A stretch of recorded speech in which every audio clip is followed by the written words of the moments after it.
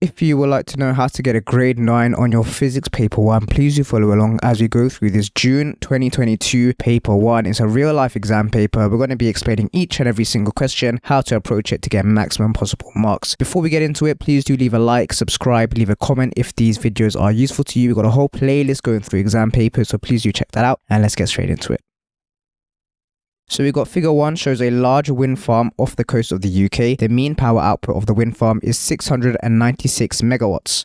And that is enough power for 580,000 homes. So as usual, please do highlight the keywords. That's really going to help you out. Okay, so we've got 696 megawatts and it's enough for 580,000 homes. Question 1.1 then, calculate the mean power needed for one home and give your answer in watts. Okay, so we know that 696 megawatts is enough for 580,000 homes. First thing we're going to do, we're going to convert this to watts because we want our final answer to be in watts. So we should know how to convert from megawatts to watts. So 696 megawatts is going to be equal to 696 times 10 to the 6 watts. Okay, so mega is 10 to the 6. Then you can just divide this through by 580,000, because if that is enough for 580,000, then if you want to find out how much you need for one home, then you just divide through by the 580,000. And when you put that into your calculator, you should get an answer of 1200 watts. Okay, so that's what we'll put down here. 1200, and the watts is already there for us. So that's the first question. Hopefully nice and easy. It should be pretty easy as long as you know your conversion of watts to megawatts. Okay, so let's move on to 1.2. On one day, the demand for electricity in the UK was 34,000 megawatts. Suggest two reasons why the wind power was not able to meet this demand. Well, first thing we can say about wind power, generally we should know this in terms of the advantages and disadvantages of wind power. Wind power can be quite unreliable. So it might not be able to meet the demand because generally it's unreliable. The wind is not always going to be blowing and the turbines are not always going to be turning. Okay, so that's what we can say for our first point. For our second point, we could make mention of the fact that even if the wind is turning, we need to meet a total demand of 34,000 megawatts. So perhaps we don't even have enough wind turbines to meet this demand. So we could say there's not enough wind turbines. And that should be enough for the 2 marks there, the 2 different points. Okay, 1.3, some of the energy from the wind used to rotate a wind turbine is wasted. An engineer oils the mechanical parts of a wind turbine. Explain how oiling would affect the efficiency of the wind turbine. So this comes down to efficiency and how we can increase the efficiency of energy transfers. So we should know generally the energy transfer from a wind turbine is to convert the kinetic energy of the wind into electrical energy, which we can use. Now, whenever you have mechanical moving parts, whenever you oil them, that reduces the friction, and that's one way you can increase efficiency. This is a general rule. It comes up on loads of papers, and I would recommend you guys commit that one to memory. You should know it. So there's 3 markers. So we need to think how we're going to structure our answer here. So the first thing is this is an explain question. So we need to state what's going to happen and then explain it. So let's state what's going to happen first. When you oil the wind turbine or you oil the mechanical parts, what would happen to the efficiency? Well, the efficiency would increase. And so that's right off the bat, that's going to be your first mark, just saying that the efficiency would increase. But it's an explain question, so the next 2 marks need to explain why the efficiency increases. So why does the efficiency increase? Well, the idea is efficiency increases when you reduce the amount of energy that's wasted, or you increase the proportion of energy that is used as useful energy. So when you oil the parts of the wind turbine, what you could say is you reduce the amount of energy wasted.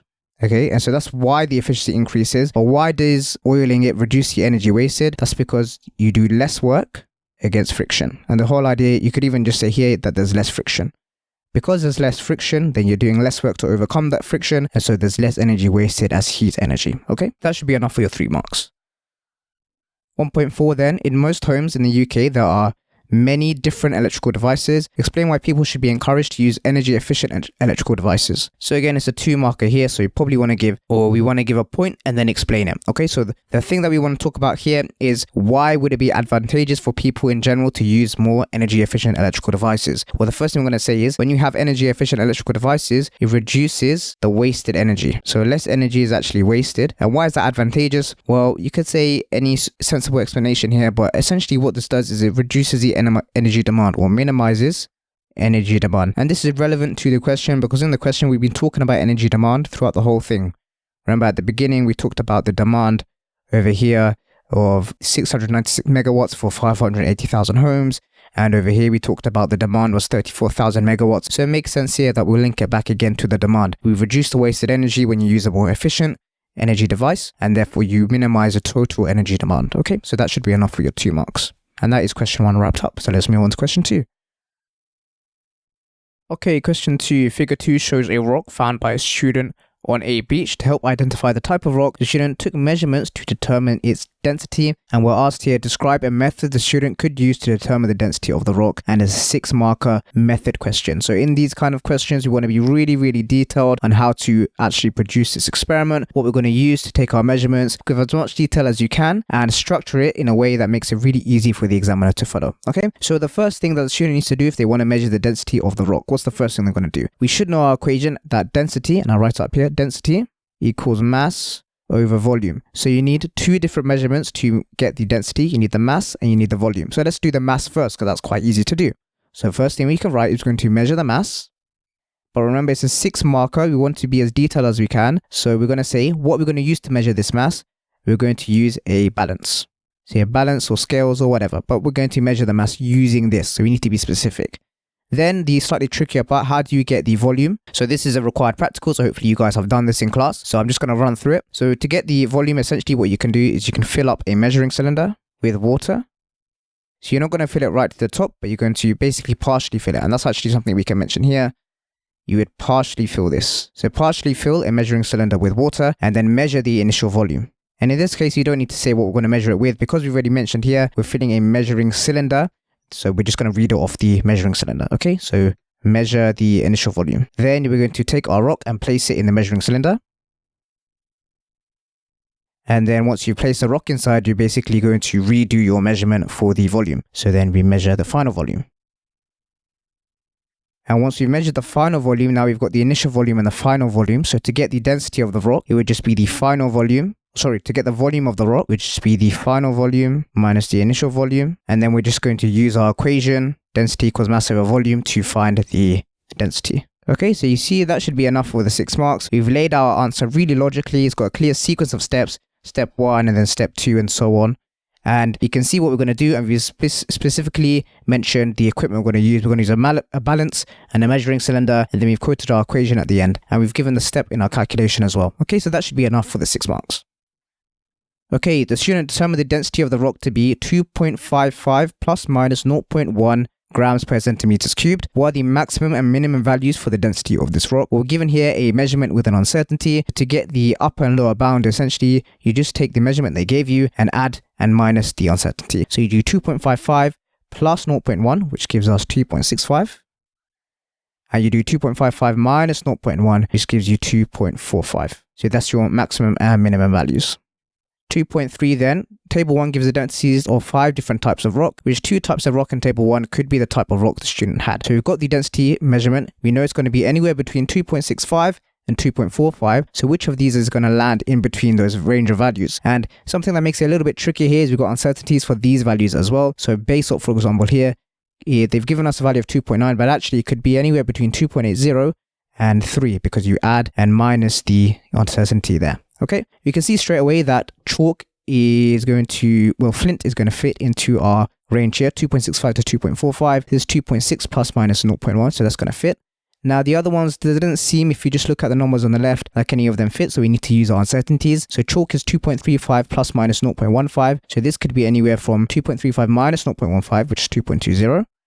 And 2.35 plus 0.15, which is 2.50. And you can see 2.50, that is going to be in our range here, 2.45 to 2.65. And so we can see that actually would be chalk and flint, so it'd be this option over here. Okay, so hopefully everyone got that correct. And let's move on to the last part of the question. The student took 1 set of measurements to determine the density of the rock. So they only took 1 set. Explain why taking the measurements more than once may improve the accuracy of the density value. And this is 2 marks. Well, we need to know, why do we actually bother taking repeat readings? In a lot of experiments, we do take repeat readings. Well, what's the reason for it?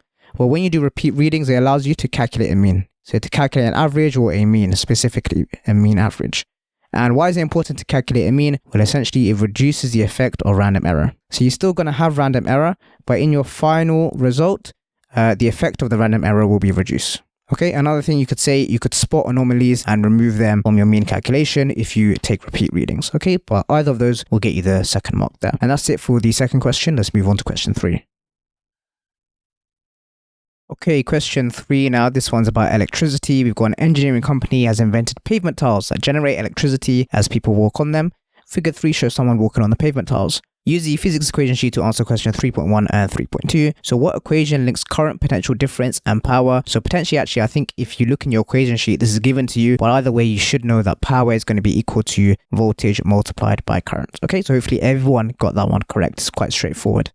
Second part of the question then, when a person walks on a tile, a potential difference of 40 volts is induced across the tile. The power output of the tile is 4.4 watts. Calculate the current in the tile. So a really common theme, we're asked to find the equation in the first part, and then we're going to use it in the second part. So P equals VI over here, and we're going to drop it down and use it over here. Okay, so let's write it in. P equals V times I. Our power is given to us as 4.4. Our voltage is given to us as 40 volts, and that's multiplied by I. So we just need to rearrange for I here. So I is going to be equal to 4.4 divided by 40, and if you put that into your calculator, you should get a total of 0.11 amps. Okay, so that's quite simple. Let's move on. 3.3, again, a very similar theme. Use the physics equation sheet. So which equation links efficiency, total power input, and useful power output? So have a look on your equation sheet. It might give you the answer straight away, but either way, we should know efficiency is going to be equal to useful power output over total power input. And again, the same theme here. We take the first part and we use it in the second part. So we're told this time that we have an LED light which has a total power input of 4 watts. The efficiency is 0.85. Calculate the useful power output. So let's just write it in straight into our equation. If the efficiency was 0.85, so we can say 0.85 is going to be equal to the useful power output, which we don't know, so we'll call that P, divided by the total power input, which we're told is 4 watts. So then we can just rearrange for P.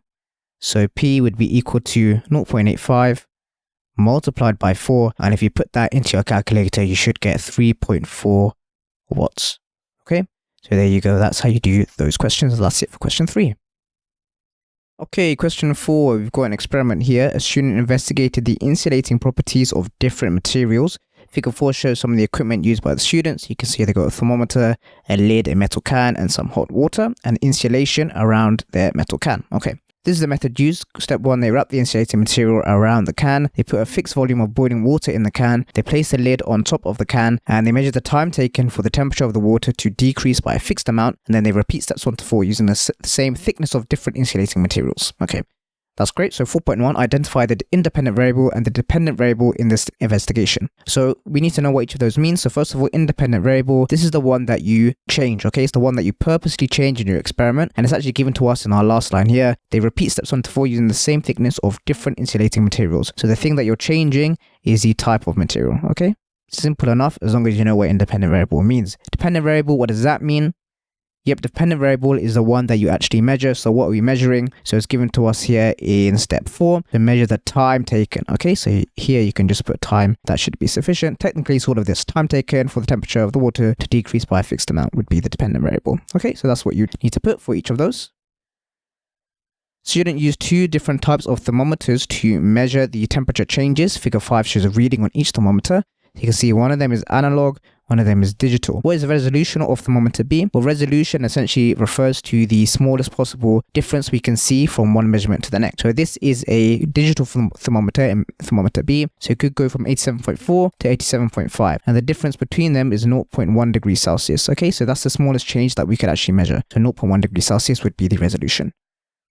Thermometer A is more likely to be misread. Give one reason why. Well, here we've got an analog thermometer, and so here essentially one type of error that could occur when you've got a thermometer like this when you're trying to read it is the angle that you read it from. So you could say here parallax error. And for those of you who don't know what parallax error is, essentially depending on the angle you read this from, if you read from up here, so if your eye's up here and you're looking down, whereas if your eye is down here and you're looking up, that measurement could look slightly different. The level that this is at looks slightly different depending on where your eye is at. That's why we tend to measure at eye level, but that's called parallax error when the measurement changes depending on where your eye is at. Okay, 4.4, for one type of insulating material, the temperature of water decreased from 85 degrees Celsius to 65 degrees Celsius. The energy transferred from the water was 10.5 kilojoules, and the specific capacity is given to us as 4200 joules per kilogram degrees Celsius. Calculate the mass of water in the can, and we're told we're going to use the correct equation from the physics equation sheet, so let's pull that out straight away.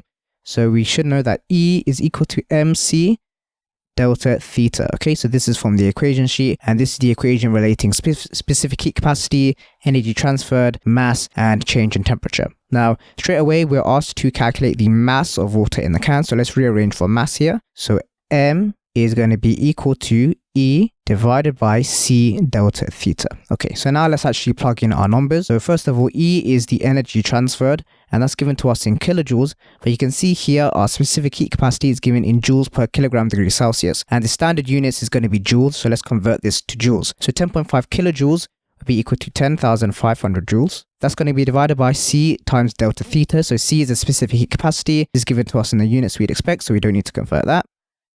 4,200 multiplied by delta theta. Delta theta is a change in temperature. So the highest temperature was 85 and it dropped to 65. So the change in temperature was 85 minus 65. Okay, and if you put that all into your calculator, you should just be able to plug that straight in and you should get your mass as 0.125 kilograms. Okay, so we can write that here. And it is going to be given in kilograms because remember, our specific heat capacity is joules per kilograms degree Celsius. Okay, so you can see quite a simple question if you know how to plug in your numbers.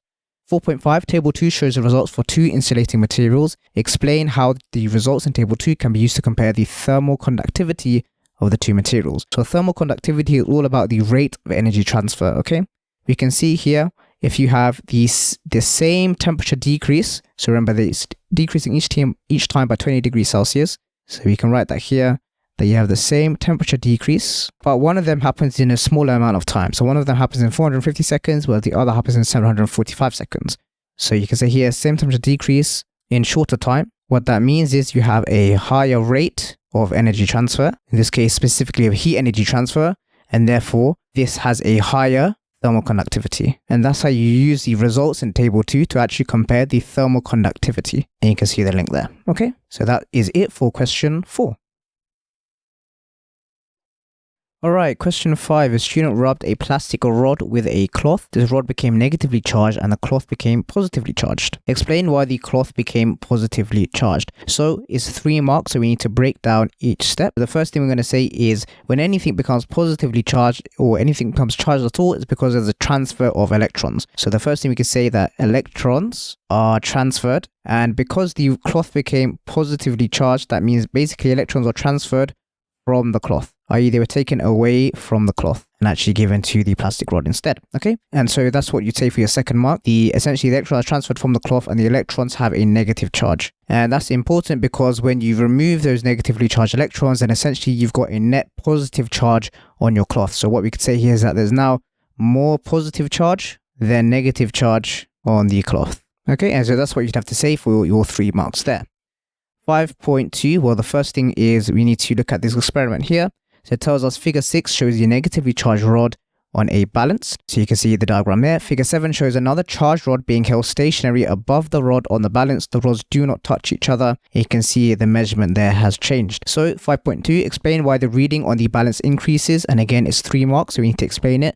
Enough for 3 marks. So the first thing we can say is the reason why the reading increases because there's an additional downwards force. Okay, so that's just our observation part. Now we're going to explain where this downwards force comes from. Well, the idea is that because you've got this rod over it, that downwards force is coming from these 2 rods. Okay, so there's actually a force there, and the reason that force is there is because this is negatively charged, and so if there's an additional downwards force, that means that the one you're holding must also have a negative charge. So the held rod has a negative charge. And the reason why we know the held rod has a negative charge as well is because when you have 2 negative charges together, they repel. Okay, so the rods repel. And so essentially what's happening is you have these 2 rods here. Because they're repelling each other, this rod is pushing an upwards force on the rod in our hand, and the rod in our hand is pushing downwards on the rod on the balance. Okay, that's the repulsion force there. And so that's what basically we're explaining in 5.2. 5.3 then, the balance had a 0 error. The 0 error is not important in this experiment. Give the reason why. Well, 0 error essentially means that when the reading should read 0, it reads basically a non-zero value. So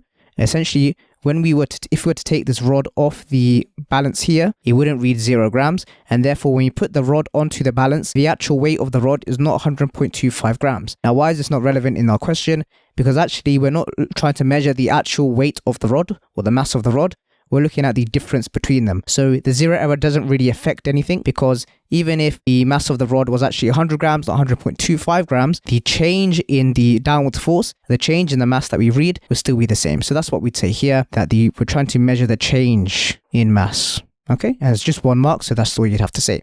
5.4, a negatively charged rod is held near an earth conductor. So if it's an earth conductor, that means it's at a potential of 0 volts. Okay, explain why a spark jumps between the negatively charged rod and the earth conductor, and it's 3 marks. So this is negatively charged, it's got some negative potential. Okay, so what we can say here straight away is there's going to be a large potential difference. Now the reason why we know it's a large potential difference is because we have sparks flying. Whenever you have sparks flying, that means the electric field between your charges or your 2 points has to be so large that the air actually breaks down. Okay, and that only happens if you have a large enough potential difference. This is going to cause the electrons to jump. Okay, so electrons will jump, or we want to be a bit more sophisticated in our language, so we'll say electrons basically move through the air. Another thing you can say is there's a current in the air between the 2 objects. And for the 3rd mark, we basically need to say where the electrons travel from. And because you have a negatively charged rod over here, you're going to have a buildup of electrons over here. This is a potential of 0 volts, so it's not going to have a buildup of electrons. So the electrons are going to travel from the rod to the conductor. Okay, so that's what we would say. So from rod to conductor, and that would be enough for your 3 marks. So that's question 5. Alright, so question 6 then, figure 8 shows how electricity is supplied to consumers by the national grid. Explain why transformer X is used in the national grid. So we've got 2 transformers here, X and Y, and the one between the power station and transmission lines is known as a step-up transformer. Okay, so you should know this. The first transformer is a step-up transformer, the second one is a step-down transformer. So the step-up transformer, what it does is it increases the voltage and decreases the current. Now this is a 4 marker, so I'm going to explain why we need to do that and the effect that that has when we actually use transformer X. So the first 2 marks are what we just said. Okay, so basically transformer X increases the potential difference and therefore decreases the current. Now you're going to get 2 marks just for saying this. As long as you know what a step-up transformer does, you'll get 2 marks. The next 2 marks is explaining why we actually want to do that. Now when we decrease the current, what we do is we decrease the thermal energy transfer, particularly through the transmission lines. That's what we're worried about, is the thermal energy transfer through the transmission cables that they've labeled here. Okay, so that's our 3rd mark, and look, it's 4 marks, so we need 1 more point. So why is it relevant? Why do we even bother trying to reduce the thermal energy transfer? Well, that actually increases the efficiency of transmission. Okay, so the efficiency is increased. And that's what you'd say for the 4 marks there. Alright, 6.2, explain why transformer Y is used in the national grid. It's only 2 marks, so our answer can be a lot shorter. And so transformer Y is the step-down transformer. So once we've transmitted it through these cables at this higher voltage and lower current, why do we need to step it down? Well, the idea is, again, we're going to get 1 mark just stating what transformer Y does. It decreases the potential difference / increases the current. And actually, the reason why we want to decrease the potential difference is it's actually safe to use. Okay, so to make our electricity supply safe to use, we want to decrease the potential difference so that it's not going to give us a nasty electric shock. Okay, 6.3 then. The town of Hornsdale in Australia has electricity supplied by a huge battery. On one day, the battery transferred 3.24 times 10 to the 11 joules of energy to the town. The potential difference of the town's electricity supply is 230 volts. Calculate the charge flow to the town on this day. And you can get the equation straight from the physics equation sheet. So that's what I'm going to do. The equation that you need is this one over here. E equals Q multiplied by V. Now I'll quickly just show you essentially where this comes from. We should know that power equals current multiplied by voltage. And power multiplied by time is going to give you energy. So energy would therefore equal IV multiplied by time. And current multiplied by time gives you Q. So this is just QV, okay? But you can just look straight at the equation sheet to get this, but it's quite useful to see where it comes from. Now, once we've actually got the equation, it's a simple case of rearranging for the quantity we want. So we're looking for Q because that's charge flow. So Q would be equal to energy over voltage. So 3.24 times 10 to the 11, and it's in joules, so we don't need to change it, divided by the voltage, which is given to us in volts, so we don't need to change that either. And when you put that into your calculator, you should get quite a large number, approximately 1,408,695,652 coulombs. Okay, so it's even going slightly off the page there. But essentially, it's told us that we want it to 3 significant figures. So we need to go along to the 3rd significant figure. So that's your first one, that's your second one, that's your third one. Then you need to decide if you're going to round up or down. And so you look at the significant figure after. Because this is an 8, we round up. So this becomes 1,410,000,000 because we had to round up, and then so on and so forth. Well, this should be a bunch of zeros now because we've rounded it. Okay, so then we can actually write this in standard form. So this becomes 1.41 times 10 to the 9 coulombs. Okay, so you don't need to write it in standard form, but it's a lot shorter to write. And the reason why we know it's times 10 to the 9 is because there's 9 digits after this one. 1, 2, 3, 4, 5, 6, 7, 8, 9. So it's times 10 to the 9. Alright, question 7. Alpha particles, beta particles, and gamma rays are types of nuclear radiation. What does an alpha particle consist of? So you should know this one. An alpha particle is made up of 2 protons and 2 neutrons. Or you could also say helium nucleus, that would get you the marks. 7.2, we have krypton nucleus decays into rubidium nucleus by emitting a beta particle. Complete the nuclear equation for this decay by writing the missing number in each box. So the key thing here to remember is that when you have a nuclear decay equation, everything needs to balance. Everything on the right hand side and the left hand side needs to balance. So let's start off with the mass number on the top here. You need to fill it in for krypton. So on the right hand side, the total mass is 85. That's because you have 85 from the rubidium, 0 from the electron. Therefore, total mass is 85.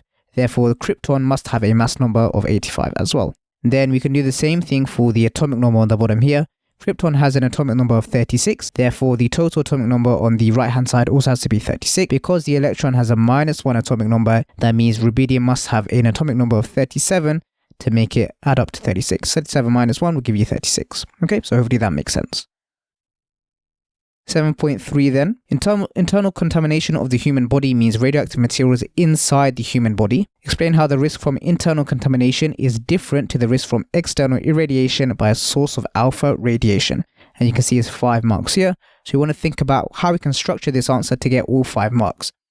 So the first thing we could talk about is external radiation. So generally alpha radiation is not very penetrating, okay? So you can say alpha radiation is low penetrating ability. And because of that, when we're talking about the risk to the human body, because the alpha radiation has such low penetrating ability, we can say that it's mostly going to be blocked or stopped by skin. So we can see the risk from external radiation is quite low to the human body.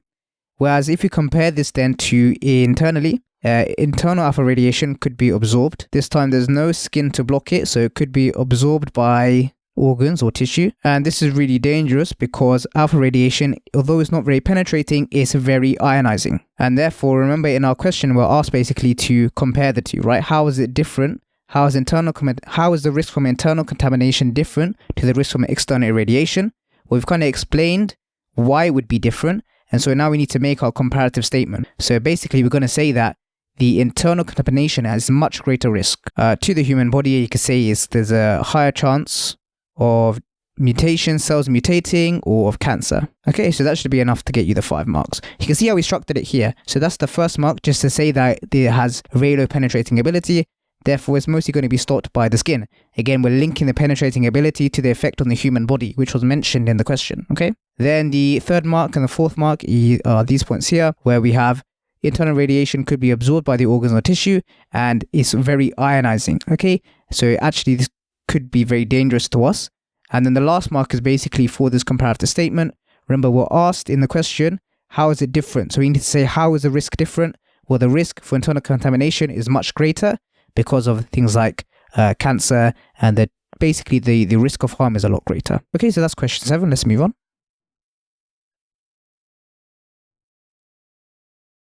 Okay, question 8 is all about specific latent heat of vaporization. Student determine the specific latent heat of vaporization of water. Figure 9 shows some of the equipment they used, and they've given us the method here. So first they put 50 centimeters cubed of water in a beaker. They measure the mass of the beaker and the water. They then use a heater to boil the water and keep it boiling for 600 seconds. And then they measure the mass of the beaker and water after 600 seconds. So first question, what measuring instrument should be used to measure the volume of water? So you can give any reasonable suggestion. The volume here is 50 centimeters cubed. So what could you use to measure 50 centimeters cubed of water? I think a good suggestion could be a measuring cylinder. Okay, you could also put something like a burette. That would also work. 8.2, what is a hazard in the student's investigation? So we've got burns, boiling water, heat-proof gloves, or safety goggles. So straight away, we can cross these two out. These are precautions you could take. They're not hazards in themselves. The hazard in this investigation is actually the boiling water. And so that's what we'll tick. And it presents a risk of burns. But the hazard itself is the boiling water. 8.3, the initial mass of the beaker and water was 0.08 kilograms. The final mass was 0.071 kilograms. The energy transferred by the immersion heater as the water boiled was 25,200 joules.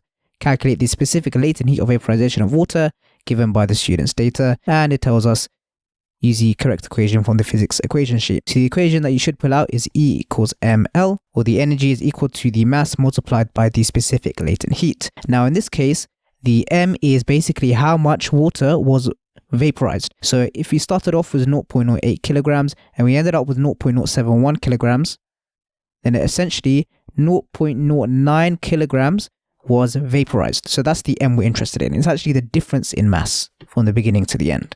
In fact, that should be 0. There should be an extra 0. Okay, so it's just that minus the other. So once you have that, then you can rearrange your equation. So the latent heat of vaporization would be equal to E over m. And that's going to be equal to E is given to us as 25,200 joules. It's given in joules, so we don't need to convert it. M is given to us, what we just worked out was 0.09 kilograms. 0.009, sorry. And if you plug that into your calculator, you should get 2.8 times 10 to the 6. And now we need to give the units, so we can write that down here, 2.8 times 10 to the 6. And the units, basically what we've done here is we've done joules divided by kilograms. And so our units would just be joules per kilogram, okay? And if you had this in grams instead, then you put joules per grams or whatever. You can see it's just the way we've divided it, that's how we get our units. Okay, so quite simple if you know what you're doing, and that's quite simple 5 marks to get. 8.4, some thermal energy was transferred to the surroundings while the water was being heated. Explain how this affected the student's value for the specific latent heat of vaporization of water. Well, if some energy was transferred, then actually what we're saying is there was less energy than the 25,200 joules was transferred to the water. So remember, we measured that there was 25,200 joules of energy from the immersion heater. That's what it tells us. But actually some of it was transferred to the surroundings. It wasn't transferred to the water. So less energy was transferred to the water. Less energy was used to vaporize the water. So our equation was L equals E over M. Therefore, if you have less energy than you thought, then your L here should actually be smaller. So you could write here, the effect that this would have is the actual L would be smaller, or would be less. Or conversely, how did it affect the student's value? The student's value is too high. Okay, and you can see, you can just look at the equation to work that out. 8.5, some of the water evaporated before its temperature reached 100 degrees Celsius. Explain how this affected the student's value for the specific latent heat of vaporization of water. So the same thing here, we want to look at our equation. Our equation was E over M gives us L. And if some of the water evaporated before its temperature reached 100 degrees Celsius, then the delta M that we worked out, the difference in mass, was actually too high.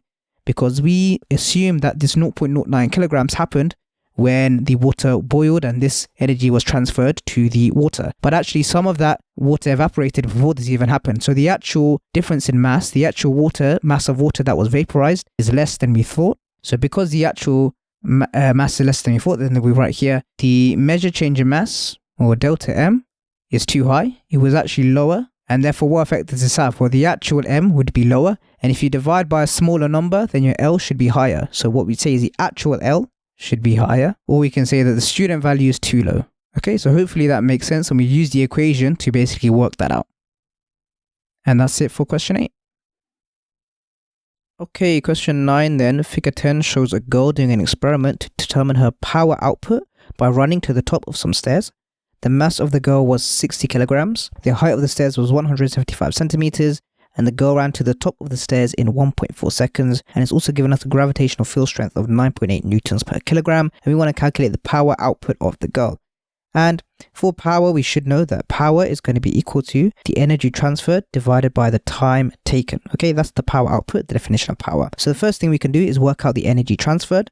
And to do that, we can work out how much gravitational potential energy the girl gained because she ran up these stairs. So the formula for gravitational potential energy is mass times by gravitational field strength times by height. So the gravitational field strength is given there, the mass is given there, and the height is given to us over here. So let's just plug these in to work that out. So we're going to do the 60, that's the mass, multiplied by the gravitational field strength of 9.8. And these are given in the correct units because the 60 is in kilograms and the gravitational field strength is in newtons per kilogram. However, when we come to the height of the stairs, it's given in centimeters, and this needs to be converted to meters. So this is going to be 1.75. Okay, and if you put that into your calculator, you should get 1029 joules. Okay, the unit is joules. Now that's the energy transferred. So now we need to work out what the power would be looking at our equation over here. And so we just need to take this 1029 joules and divide it by the time taken. And the time taken is also given to us as 1.4 seconds. So we divide this by 1.4 and you should get 735. And this is joules per second. And another way to write joules per second is watts. It's the same thing. So you can write over here 735 watts. Okay, so that's the first question. And that's 5 marks. You can see if you know what you're doing, it's pretty simple. 9.2 then, the total power output of the girl was greater than the answer to the question in 9.1. So just 2 reasons why. The first thing we could talk about is actually the energy transferred was more than just the gravitational potential energy increase, because the girl is moving with some speed. Whenever you have speed, you have some velocity.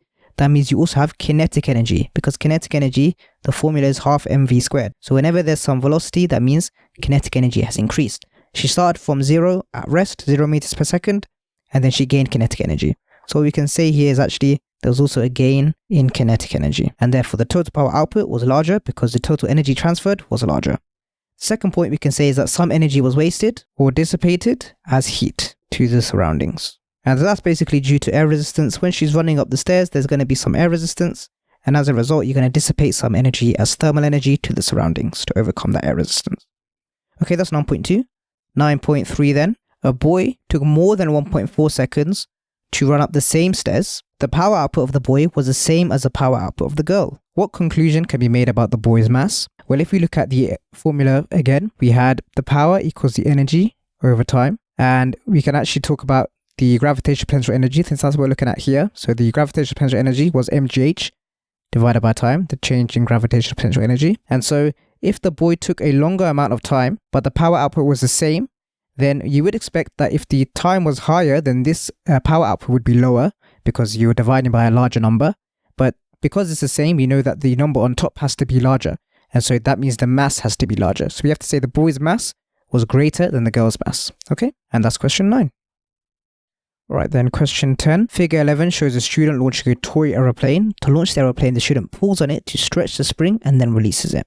Just before the toy aeroplane is released, the spring has an extension of 0.12 meters. The mass of the aeroplane is given to us there, and the spring constant is given to us there. We want to calculate the maximum speed of the toy aeroplane just after it is launched. So to work this out, basically we need to understand that the maximum speed of the toy aeroplane is going to be when all of the elastic potential energy at the beginning, remember at this stage there's just elastic potential energy because it's not moving. When all of this is converted to kinetic energy, that's when the speed is going to be at its maximum, and slowly as the aeroplane starts to move through the air, the kinetic energy is going to decrease, it's going to slow down as there's going to be air resistance, and also as it moves higher up, it's going to convert some of that kinetic energy to gravitational potential energy. Okay, so at its maximum is this point here when all of the elastic potential energy has been converted to kinetic energy, but it's not started to convert that to gravitational potential energy or energy against air resistance. Okay, so first thing we're going to do is work out the elastic potential energy. So we should know the formula for elastic potential energy is a half multiplied by the spring constant multiplied by the extension squared. So we've got all of these, so we can just plug these straight in. So that is a half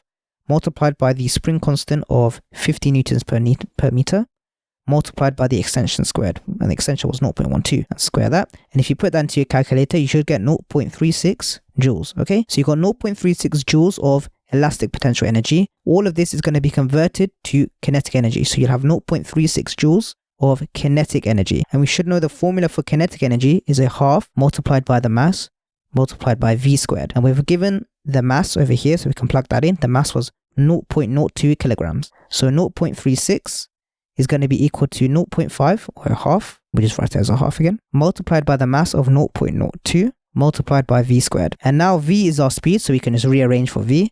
So v squared equals 0.36 divided by all of that, half times by 0.02. And actually, we could even go straight to the stage that v is equal to the square root of all of that. Now, it's better actually to do it in stages. So v squared will give you 36. And therefore v is going to equal 6. And because throughout this equation we've used the standard units for everything, our speed, our final answer is also going to be in the standard units of meters per second. Okay, so 10.2 then, complete the sentence. As the aeroplane moves upwards through the air, there's a decrease in the watt energy of the aeroplane. So we just explained this before. As it moves up through the air, it's going to decrease the kinetic energy and increase the gravitational potential energy. Remember, there's no elastic potential energy anymore. This is going to be 0 as soon as you release it. So here we're going to write kinetic energy.